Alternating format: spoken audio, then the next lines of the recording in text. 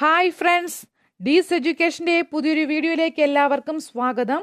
ഇന്ന് HSA social സയൻസിൻ്റെ സിലബസുമായി ബന്ധപ്പെട്ട ടോപ്പിക്കാണ് ഡിസ്കസ് ചെയ്യുന്നത്, ജൈനമതം. അപ്പോൾ ഇത്തരത്തിലുള്ള വീഡിയോസ് നിങ്ങൾക്ക് ലഭ്യമാകണമെങ്കിൽ നിങ്ങൾ ഈ ചാനൽ സബ്സ്ക്രൈബ് ചെയ്യുക, അടുത്ത് കാണുന്ന ബെല്ലൈക്കണിൽ ഓൾ എന്ന് പ്രസ് ചെയ്യുക, അതുപോലെ ലൈക്ക് ചെയ്യുക, ഷെയർ ചെയ്യുക. നമുക്ക് വീഡിയോയിലേക്ക് പോകാം. 2016 HSAയുടെ സോഷ്യൽ സയൻസിൻ്റെ പ്രീവിയസ് ഇയർ ക്വസ്റ്റ്യൻ ആണ്. മഗധയിൽ കടുത്ത ക്ഷാമമുണ്ടായപ്പോൾ തൻ്റെ അനുയായികളോടൊപ്പം ദക്ഷിണേന്ത്യയിലെ ശ്രാവണ ബൽഗോളയിലേക്ക് കുടിയേറിയ ജൈനമത നേതാവ്. തന്നിരിക്കുന്ന ഓപ്ഷൻസ് ഇവയൊക്കെയാണ്. അപ്പോൾ ആൻസർ നമുക്ക് ഈ വീഡിയോയിലേക്ക് പോകാം. അപ്പോൾ നമുക്ക് ഓരോരുത്തർക്കും മനസ്സിലാകും, ആൻസർ നമുക്ക് കണ്ടെത്താൻ സാധിക്കും. നമുക്ക് ടോപ്പിക്കിലേക്ക് പോകാം. ഇന്നത്തെ ടോപ്പിക് എന്ന് പറയുന്നത് ജൈനമതമാണ്. ജൈനമതം പുരാതന ഭാരതത്തിൽ ഉടലെടുത്ത മതവിഭാഗമാണ് ജൈനമതം. പുരാതന ഭാരതത്തിൽ ഉടലെടുത്ത മതവിഭാഗമാണ് ജൈനമതം. ജൈനമതം പ്രധാനമായും കർണാടക, മഹാരാഷ്ട്ര, ഗുജറാത്ത്, രാജസ്ഥാൻ എന്നീ ഇന്ത്യൻ സംസ്ഥാനങ്ങളിലാണ് സാന്നിധ്യം അറിയിക്കുന്നത്. ജേതാവ് എന്ന അർത്ഥമുള്ള ജിനൻ എന്ന പദത്തിൽ നിന്നാണ് ജൈനർ എന്ന നാമം ഉരുത്തിരിഞ്ഞത്. എന്താണ്?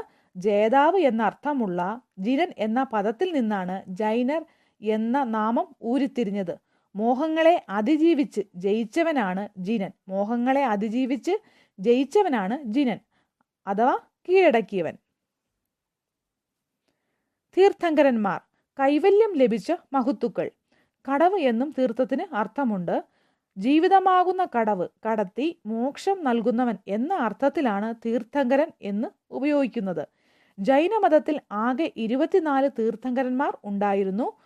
ആദ്യത്തെ തീർത്ഥങ്കരൻ ഋഷഭദേവൻ, 24ാമത്തെ തീർത്ഥങ്കരൻ വർത്തമാന മഹാവീരൻ. അപ്പോൾ ജൈനമതത്തിൽ ആകെ 24 തീർത്ഥങ്കരന്മാർ ഉണ്ടായിരുന്നു. ആദ്യത്തെ തീർത്ഥങ്കരൻ ഋഷഭദേവൻ, 24ാമത്തെ തീർത്ഥങ്കരൻ വർത്തമാന മഹാവീരൻ ആയിരുന്നു. ഇനി 23ാമത്തെ തീർത്ഥങ്കരനാണ് പാർശ്വനാഥൻ. 23ാമത്തെ തീർത്ഥങ്കരനാണ് പാർശ്വനാഥൻ. പാർശ്വനാഥന്റെ പിതാവിന്റെ പേര് അശ്വസേനൻ. അശ്വസേനൻ എന്നാണ് പാർശ്വനാഥന്റെ പിതാവിന്റെ പേര്. അദ്ദേഹം ബനാറസിലെ ഒരു ഭരണാധികാരിയായിരുന്നു അശ്വസേനൻ. അശ്വസേനൻ പാർശ്വനാഥന്റെ പിതാവാണ്. അപ്പോൾ പാർശ്വനാഥന് കൈവല്യം പ്രാപ്തി ലഭിച്ചത് അഥവാ ജ്ഞാനോദയം ലഭിച്ചത് ജാർഖണ്ഡിലെ സമേത പർവ്വതത്തിൽ വച്ചാണ് പാർശ്വനാഥന് കൈവല്യം പ്രാപ്തി ലഭിച്ചത്. ഇനി 19ാമത്തെ തീർത്ഥങ്കരൻ മല്ലിനാഥ. ജൈനമതത്തിലെ ഏക വനിതാ തീർത്ഥങ്കരനാണ്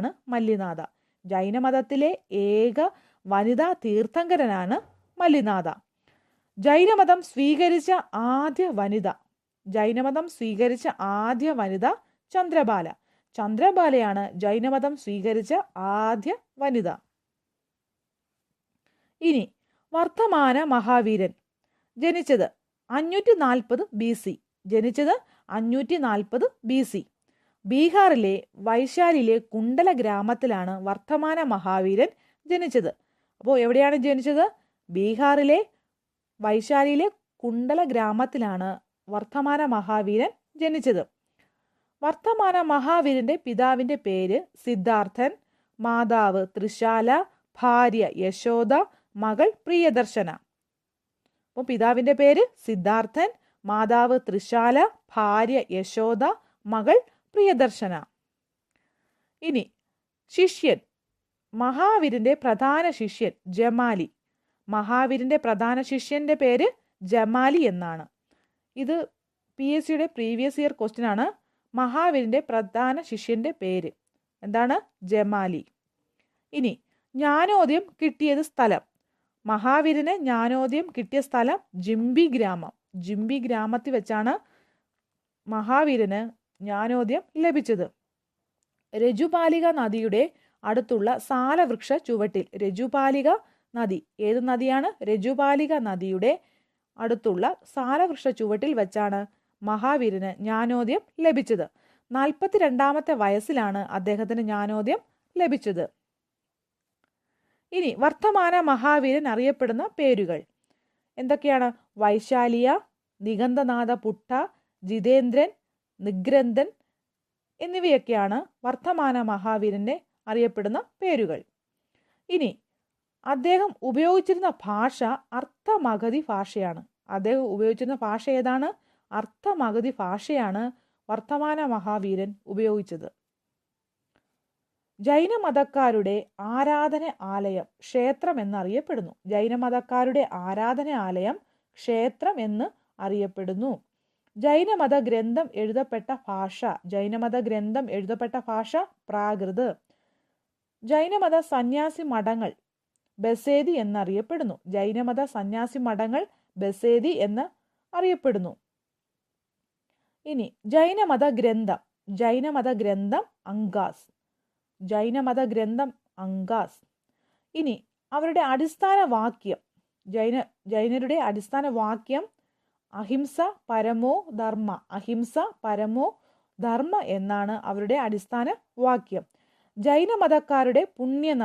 ജൈനമതക്കാരുടെ പുണ്യനദി എന്നറിയപ്പെടുന്നത് ഏതാണ്?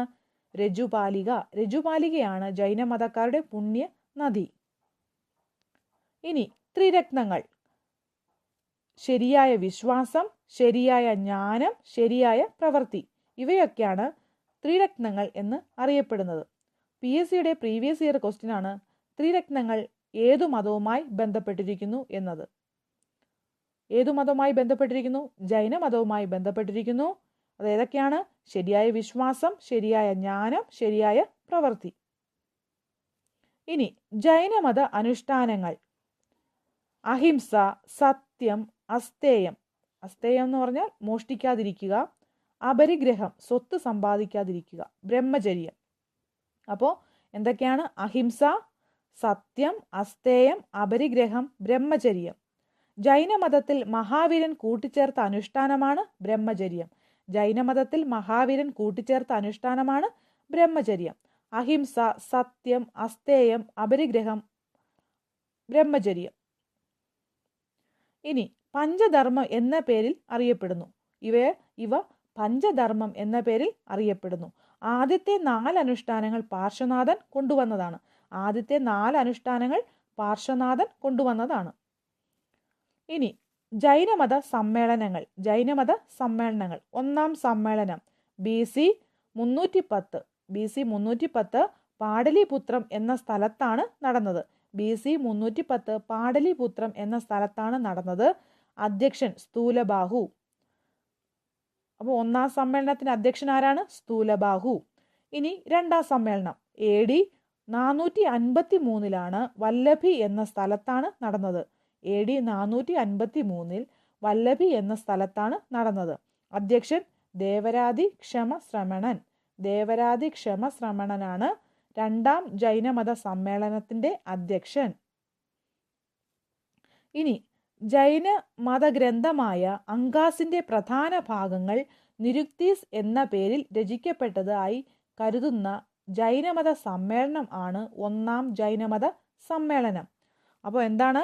ജൈനമത ഗ്രന്ഥമായ അങ്കാസിന്റെ പ്രധാന ഭാഗങ്ങൾ നിരുക്തീസ് എന്ന പേരിൽ രചിക്കപ്പെട്ടതായി കരുതപ്പെടുന്ന ജൈനമത സമ്മേളനമാണ് ഒന്നാം ജൈനമത സമ്മേളനം. ഇനി 4-ാം നൂറ്റാണ്ടിലെ അവസാനത്തോടുകൂടി ദക്ഷിണ ബീഹാറിലുണ്ടായ ക്ഷാമം മൂലം ഒരു വിഭാഗം ജിനന്മാർ ഭദ്രബാഹുവിന്റെ നേതൃത്വത്തിൽ മൈസൂരിലേക്ക് കുടിയേറി. അപ്പോൾ എന്താണ്?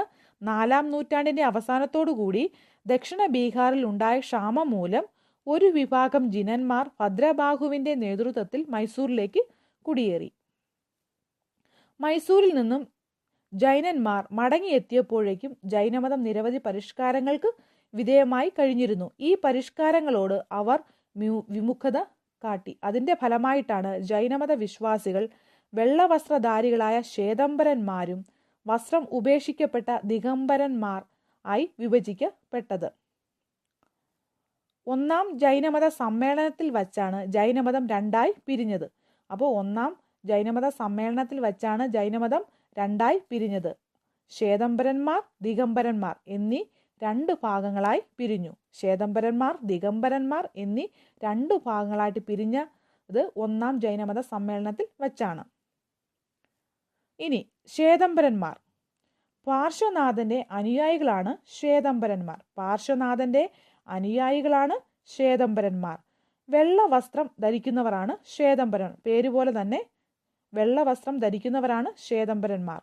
പ്രശസ്തനായ ശ്വേതംബരൻ സന്യാസിയാണ് സ്ഥൂലഭദ്രൻ. പ്രശസ്തനായ ശ്വേതംബരൻ സന്യാസിയാണ് സ്ഥൂലഭദ്രൻ. ഇനി ദിഗംബരന്മാർ. ദിക്ക് വസ്ത്രം ആക്കിയവർ. ദിഗംബരൻ വസ്ത്രങ്ങളെ അവിശുദ്ധമായി കണക്കാക്കുകയും നഗ്നരായി ജീവിക്കുകയും ചെയ്യുന്നു. അപ്പോൾ ദിക്ക് വസ്ത്രമാക്കിയവരാണ് ദിഗംബരന്മാർ. മഹാവീരന്റെ അനുയായികളാണ് ദിഗംബരന്മാർ. പ്രശസ്തനായ ദിഗംബരൻ സന്യാസി ഭദ്രബാഹു. പ്രശസ്തനായ ദിഗംബരൻ സന്യാസി ആരാണ്? ഭദ്രബാഹു. തെക്കേ ഇന്ത്യയിൽ ജൈനമതം പ്രചരിപ്പിച്ച സന്യാസി ആരാണ്? ഭദ്രബാഹു. തെക്കേ ഇന്ത്യയിൽ ജൈനമതം പ്രചരിപ്പിച്ച സന്യാസി ഭദ്രബാഹു. ഇനി ശ്രാവണബൽഗോളയിലെ ജൈനമത കേന്ദ്രം ആക്കിയത് ഭദ്രബാഹുവാണ്. ശ്രാവണബൽഗോളയെ ജൈനമത കേന്ദ്രമാക്കിയത് ഭദ്രബാഹു. കൽപ്പസൂത്രം എഴുതിയത് ഭദ്രബാഹു. കൽപ്പസൂത്രം എഴുതി തയ്യാറാക്കിയത് ആരാണ്? ഭദ്രബാഹു. ജൈനമത ഗ്രന്ഥമായ അങ്കാസിന്റെ പ്രധാന ഭാഗങ്ങൾ നിരുത്തീസ് എന്ന പേരിൽ രചിക്കപ്പെട്ടതായി കരുതുന്ന ജൈനമത സമ്മേളനമാണ് ഒന്നാം ജൈനമത സമ്മേളനം. നേരത്തെ പറഞ്ഞായിരുന്നു. ഇനി അടുത്തത് സന്യാസിമാർ അനുഷ്ഠിക്കേണ്ട നിയമത്തെപ്പറ്റി പരാമർശിക്കുന്ന ജൈനമത ഗ്രന്ഥം.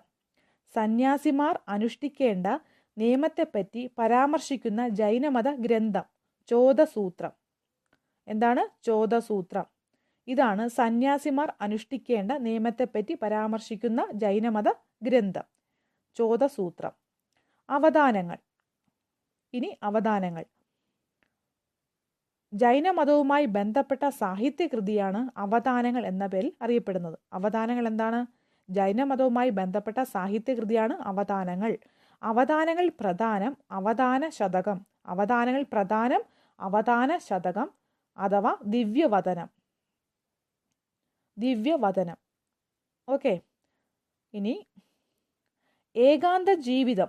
ഏകാന്ത ജീവിതം നിയമങ്ങളെക്കുറിച്ച് പ്രതിപാദിക്കുന്ന ജൈനമത ഗ്രന്ഥം. ഏകാന്ത ജീവിതത്തെക്കുറിച്ച് അല്ലെങ്കിൽ ഏകാന്ത ജീവിത നിയമങ്ങളെക്കുറിച്ച് പ്രതിപാദിക്കുന്ന ജൈനമത ഗ്രന്ഥം ഏതാണ്? അജരംഗസൂത്രയാണ് ഏകാന്ത ജീവിതത്തിന്റെ നിയമങ്ങളെക്കുറിച്ച് പ്രതിപാദിക്കുന്ന ജൈനമത ഗ്രന്ഥം. ഇനി ജൈന ദർശനത്തിന്റെ ജ്ഞാന സിദ്ധാന്തം സ്വാദുപാദമാണ് ജൈന ദർശനത്തിന്റെ ജ്ഞാന സിദ്ധാന്തം. ഇനി പ്രസിദ്ധ ജൈനമത ആചാര്യൻ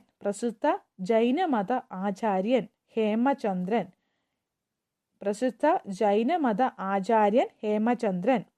മഹാവീരന്റെ പിൻഗാമിയായ സന്യാസി വര്യൻ ഗൗതമ ഇന്ദ്രഭൂതിയാണ് മഹാവീരന്റെ പിൻഗാമിയായ സന്യാസി വര്യൻ. ഇനി സന്ധാര. ആഹാരം പൂർണ്ണമായി ഉപേക്ഷിച്ച് മരണത്തെ സ്വയം വരിക്കുന്നതാണ് സന്ധാര. ആഹാരം പൂർണ്ണമായി ഉപേക്ഷിച്ച് മരണത്തെ സ്വയം വരിക്കുന്നതാണ് സന്ധാര. ഇനി ജൈനന്മാരുടെ പ്രധാന ആഘോഷങ്ങൾ മഹാവീര ജയന്തി, രക്ഷാബന്ധൻ. ഇവയാണ് ജൈനന്മാരുടെ പ്രധാന ആഘോഷങ്ങൾ. അപ്പോൾ ഏതൊക്കെയാണ്? മഹാവീര ജയന്തി. മഹാവീരന്റെ ജന്മദിനമായ ചൈത്രമാസത്തിലെ 13ാമത്തെ ദിവസമാണ് ജൈനന്മാർ മഹാവീര ജയന്തിയായിട്ട് ആഘോഷിക്കുന്നത്. ഇനി രക്ഷാബന്ധൻ. ഹസ്തിനാപുരു രാജാവായ ബാലി നടത്തിയ നരബലിയിൽ നിന്ന് 700ഓളം ജൈനമത സന്യാസിമാരെ വിഷ്ണുകുമാരൻ എന്ന സന്യാസി മോചിപ്പിച്ചതിന്റെ അനുസ്മരണയ്ക്കായി രക്ഷാബന്ധൻ ആഘോഷിക്കുന്നു.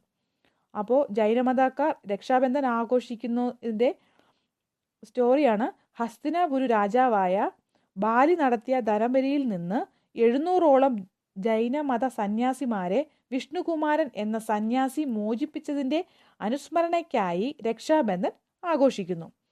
അപ്പോൾ ജൈനന്മാരുടെ പ്രധാന ആഘോഷങ്ങളാണ് മഹാവീര ജയന്തിയും രക്ഷാബന്ധനും. ഇനി ജൈനമതത്തിന് ഏറ്റവും കൂടുതൽ സംഭാവന നൽകിയ ഇന്ത്യൻ ഭരണാധികാരി ചന്ദ്രഗുപ്ത മൗര്യൻ. ജൈനമതത്തിന് ഏറ്റവും കൂടുതൽ സംഭാവന നൽകിയ ഇന്ത്യൻ ഭരണാധികാരി ചന്ദ്രഗുപ്ത മൗര്യൻ. രാഷ്ട്രകൂട രാജാവും ജൈനമത പ്രോത്സാഹനുമായിരുന്ന അമോഘവർഷൻ എഴുതിയ പ്രസിദ്ധ കൃതി രത്നമാലിക. എന്താണ്? രാഷ്ട്രകൂട രാജാവും ജൈനമത പ്രോത്സാഹനുമായിരുന്ന വർഷൻ എഴുതിയ പ്രസിദ്ധ കൃതിയാണ് രത്നമാലിക. വർഷൻ എഴുതിയ പ്രസിദ്ധ കൃതിയാണ് രത്നമാലിക. ഇനി ജൈനമതത്തിലെ പ്രാഥമിക തത്വത്തെപ്പറ്റി പരാമർശിക്കുന്ന ഗ്രന്ഥം. ജൈനമതത്തിലെ പ്രാഥമിക തത്വത്തെപ്പറ്റി പരാമർശിക്കുന്ന ഗ്രന്ഥം മൂലസൂത്രം. ജൈനമതത്തിലെ പ്രാഥമിക തത്വത്തെപ്പറ്റി പരാമർശിക്കുന്ന ഗ്രന്ഥമാണ് മൂലസൂത്രം. ഇനി കർണാടകയിലെ ജൈനന്മാരുടെ പ്രധാന ആരാധന കേന്ദ്രമാണ് ശ്രാവണബൽഗോള. കർണാടകയിലെ ജൈനന്മാരുടെ പ്രധാന ആരാധന കേന്ദ്രമാണ് ശ്രാവണബൽഗോള. അപ്പോൾ അവിടെ സ്ഥാപിച്ചിരിക്കുന്ന ഒരു പ്രതിമയാണ് ബാഹുബലി. ബാഹുബലി. ഋഷഭദേവന്റെ മകനാണ് ബാഹുബലി. ഋഷഭദേവന്റെ മകന്റെ പ്രതിമയാണ് അവിടെ സ്ഥാപിച്ചിരിക്കുന്നത്. ഋഷഭദേവന്റെ മകനാണ് ബാഹുബലി. അദ്ദേഹത്തിന്റെ പ്രതിമയാണ് അവിടെ സ്ഥാപിച്ചിരിക്കുന്നത്. പ്രതിമയുടെ മറ്റൊരു പേര് ഗോമതേശ്വർ. ഗോമതേശ്വർ. ഗോമതേശന്റെ ഈശ്വരൻ എന്ന അർത്ഥത്തിൽ നിന്നാണ് ബാഹുബലിയായ ആ പ്രതിമയ്ക്ക് പേര് ലഭിച്ചത്. അപ്പോൾ എന്താണ്? പ്രതിമയുടെ മറ്റൊരു പേരാണ് ഗോമതേശ്വർ. ഗോമതേശ്വരന്റെ ഈശ്വരൻ എന്ന അർത്ഥത്തിലാണ് ആ പേര് ലഭിച്ചത്. ഇനി ഇത് സ്ഥാപിച്ചത് ചാമുണ്ഡരായർ. ഇത് സ്ഥാപിച്ചതാരാണ്? ചാമുണ്ഡരായറാണ് ഇത് സ്ഥാപിച്ചത്. ചാമുണ്ഡരായരുടെ മറ്റൊരു പേരാണ് ഗോമതർ. അദ്ദേഹമാണ് ഋഷഭദേവന്റെ മകനായ ബാഹുബലിയുടെ പ്രതിമ ശ്രാവണബൽഗോളയിൽ സ്ഥാപിച്ചത്. ഇനി 12 വർഷത്തിലൊരിക്കൽ നടത്തുന്ന ജൈനമത ഉത്സവം. 12 വർഷത്തിൽ ഒരിക്കൽ നടത്തുന്ന ജൈനമത ഉത്സവമാണ് മഹാമസ്താഭിഷേകമാണ് 12 വർഷത്തിലൊരിക്കൽ നടത്തുന്ന ജൈനമത ഉത്സവം. ഇത് ശ്രാവണബൽഗോളയിൽ വെച്ചാണ് നടത്തുന്നത്. അപ്പോൾ ശ്രാവണബൽഗോളയിൽ വെച്ച് ജൈനമതം സ്വീകരിച്ചത് ചന്ദ്രഗുപ്ത മൗര്യൻ. ശ്രാവണബൽഗോളയിൽ വെച്ച് ജൈനമതം സ്വീകരിച്ചത് ആരാണ്? ചന്ദ്രഗുപ്ത മൗര്യൻ. ഇനി ജൈൻ ടവർ സ്ഥിതി ചെയ്യുന്നത് ചിറ്റോറിലാണ്. ജൈനമതത്തെ പ്രോത്സാഹിപ്പിച്ച കലിംഗ രാജാവ് ഖരവേലൻ. ഭിഷു രാജൻ എന്നറിയപ്പെടുന്നതും ഖരവേലനാണ്. ഒറീസയിലെ ഉദയഗിരി ഏത് മതകേന്ദ്രവുമായി ബന്ധപ്പെട്ടിരിക്കുന്നു? ഇത് PSCയുടെ പ്രീവിയസ് ഇയർ ക്വസ്റ്റ്യൻ ആണ്. ഒറീസയിലെ ഉദയഗിരി ഏത് മതകേന്ദ്രവുമായി ബന്ധപ്പെട്ടിരിക്കുന്നു? ആൻസർ എന്താണ്? ജൈനമതവുമായിട്ടാണ് ഒറീസയിലെ ഉദയഗിരി ബന്ധപ്പെട്ടിരിക്കുന്നത്. ഇനി ഋഗ്വേദത്തിൽ പരാമർശിക്കപ്പെടുന്ന തീർത്ഥങ്കരന്മാർ ഋഷഭദേവൻ, അരിഷ്ടനേമി. അദ്ദേഹം 22ാമത്തെ തീർത്ഥങ്കരനാണ്. അപ്പോൾ ഋഗ്വേദത്തിൽ പരാമർശിക്കപ്പെടുന്ന തീർത്ഥങ്കരന്മാർ ഋഷഭദേവനും അരിഷ്ടനേമിയും. ഇനി യജുർവേദത്തിൽ പരാമർശിക്കപ്പെടുന്ന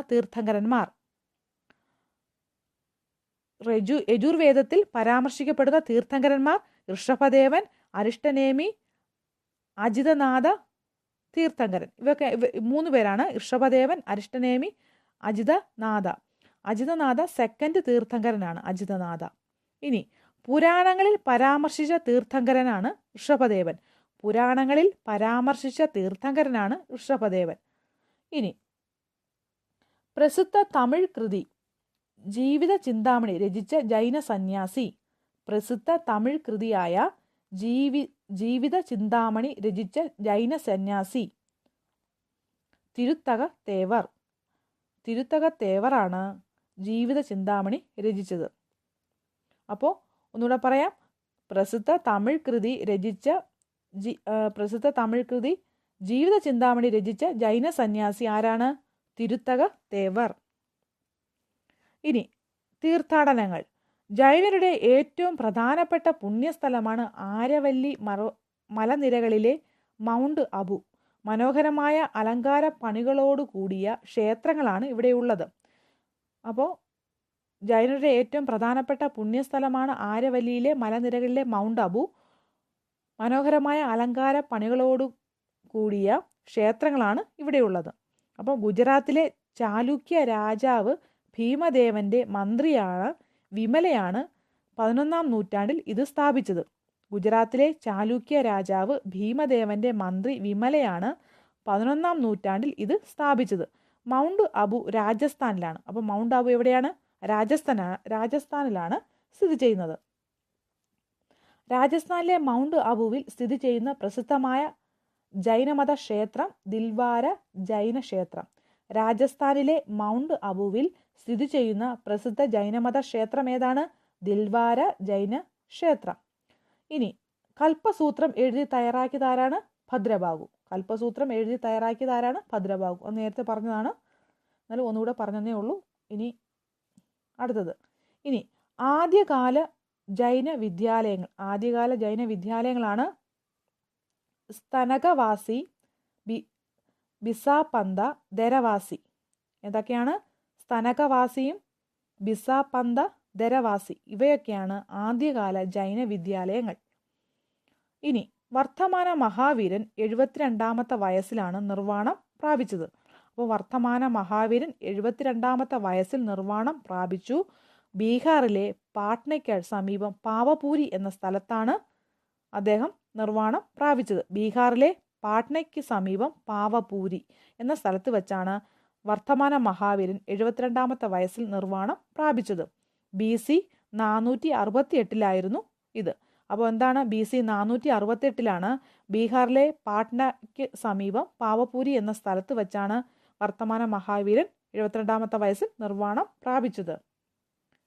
ഇനി ഇന്ത്യയിൽ ഏറ്റവും കൂടുതൽ ജൈനമതക്കാർ ഉള്ള സംസ്ഥാനം. ഇന്ത്യയിൽ ഏറ്റവും കൂടുതൽ ജൈനമതക്കാർ ഉള്ള സംസ്ഥാനം മഹാരാഷ്ട്ര. കേരളത്തിൽ ഏറ്റവും കൂടുതൽ ജൈനമതക്കാർ ഉള്ള ജില്ല. കേരളത്തിൽ ഏറ്റവും കൂടുതൽ ജൈനമതക്കാർ ഉള്ള ജില്ല വയനാട്. കേരളത്തിൽ ഏറ്റവും കൂടുതൽ ജൈനമതക്കാർ ഉള്ള ജില്ല വയനാട്. ഇനി കേരളത്തിൽ ഏറ്റവും കുറവ് ജൈനമതക്കാർ ഉള്ള ജില്ല കണ്ണൂർ. കേരളത്തിൽ ഏറ്റവും കുറവ് ജൈനമതക്കാർ ഉള്ള ജില്ല കണ്ണൂർ. അപ്പോൾ നമ്മൾ ആദ്യം 2016 പ്രീവിയസ് ഇയർ ക്വസ്റ്റ്യൻ പറഞ്ഞതുപോലെ അതിൻ്റെ ആൻസർ ഭദ്രബാഹുവാണ്. അപ്പോൾ നിങ്ങൾക്ക് എല്ലാവർക്കും ഈ വീഡിയോയിലൂടെ അത് നിങ്ങൾക്ക് മനസ്സിലായെന്ന് വിശ്വസിക്കുന്നു. ഈ വീഡിയോ ഇഷ്ടമായെന്ന് വിശ്വസിക്കുന്നു. ഈ വീഡിയോയെക്കുറിച്ചുള്ള അഭിപ്രായങ്ങൾ നിങ്ങൾ കമൻറ്റ് ബോക്സിൽ രേഖപ്പെടുത്താവുന്നതാണ്. അപ്പോൾ അടുത്ത വീഡിയോയിൽ കാണാം. Thanks for watching.